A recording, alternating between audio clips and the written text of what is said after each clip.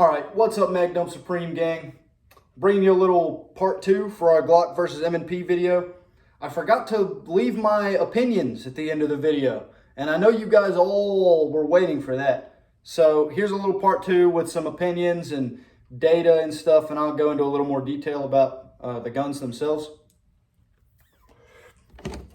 So I don't know which one I'm going to release first, if it'll be this video or the shooting video, but the shooting video, I never explained.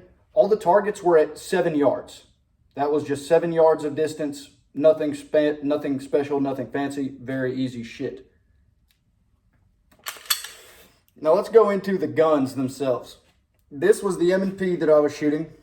FDE 5-inch barrel. This is the old model with the original like rounded trigger or whatever.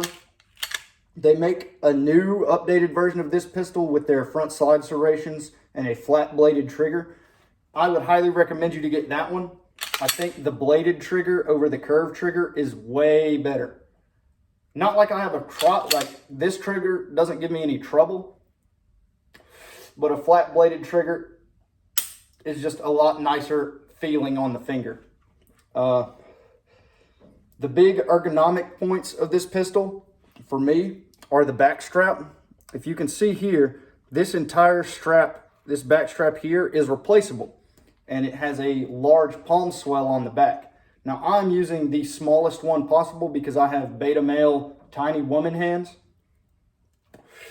and this allows me to get a really good solid grip on the pistol. Another thing I really like is how, so it's not intended to be like this, but this little disassembly lever here, it falls perfectly under my thumb and gives me a good ledge to gas pedal on. This pistol was the first handgun I ever bought. This bitch probably has 10 or 12,000 rounds, mostly steel case, because I got it back in the day when I was poor and could only afford to shoot Tula 9mm. And now I'm still poor, but I shoot Magtech steel case 9mm. So she's had a lot of steel case abuse through her life and still running fine, still shoots just fine. I've taken it to 2 gun matches and she still shoots great. Now the Glock that we were shooting in the video was this one here. This is a Glock model 47.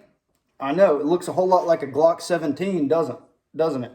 But no, this is a G47. It's not going to be able to focus right now, but just trust me, it's a Glock 47.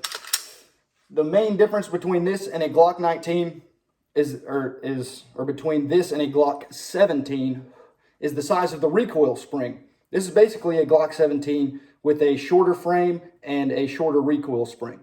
I think that leads to less recoil than a Glock 17, but I don't know. I'd have to shoot a Glock 17 side by side with this thing to really make that determination.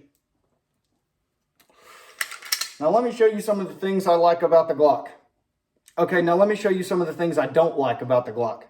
So as you can see, the pistol grip here is shaped very squared and not ergonomic at all. It looks like it was made to be laid on a foundation, like a brick for a house, you know? Whenever you hold the gun, you feel it even more. The front strap of the pistol feels like it's a mile wide, and I have to wrap my hand around it like I'm trying to fucking shake Shaquille O'Neal's hand or something. Sorry, I said there was nothing that I like about the Glock, or I implied it. One thing I do like about the Glock is actually the angle that the grip sits at. So you might not be able to tell just on camera, but these two pistols have a different grip angle. Whenever you hold the gun, the angle that you point your wrist at in order to line up the iron sights properly. For the Glock, it is a lot more deep of an angle. I believe the M&Ps use a 20 to 23 degree angle, like a 1911. The Glocks use a 33 degree angle, so it's a much steeper angle, which requires you to point your wrists forward much more. Because see, this is how I would present my M&P. This is my muscle memory right here. And my sights are not properly aligned. I would be shooting a mile high with this thing. And then if I do muscle memory for the Glock, This is exactly how I'd have to hold a Glock, and I can't even see the front sight on my M&P right now. So if you're doing a lot of high intensity, high repetition kind of training, I don't recommend to go back and forth between the two, because they have enough subtle, nuanced differences between them that if you're practicing for something really serious, like, if you plan on using these guns to podium at a match, or you're a cop and you plan on using this gun to defend yourself, pick one. Pick one or the other, get good with it. You're not missing anything going with one over the other. Like if you shoot a Glock, the M&Ps, they don't do anything different. They're both plastic frame, 9mm pistols that'll shoot fucking 30,000 rounds, all factory parts. I've never shot an M&P 30,000 times. Obviously, mine's only like 10 to 12. But she's holding up great. Everything factory in there. And she's not slowing down even a little bit. The Glock's still relatively new. I'd be surprised if that pistol has 500 rounds on it. But the long-term life cycle of these pistols needs not to be spoken for. Glocks have been around forever, and probably the Gen 1 17s that came out in 1983 still fucking work today.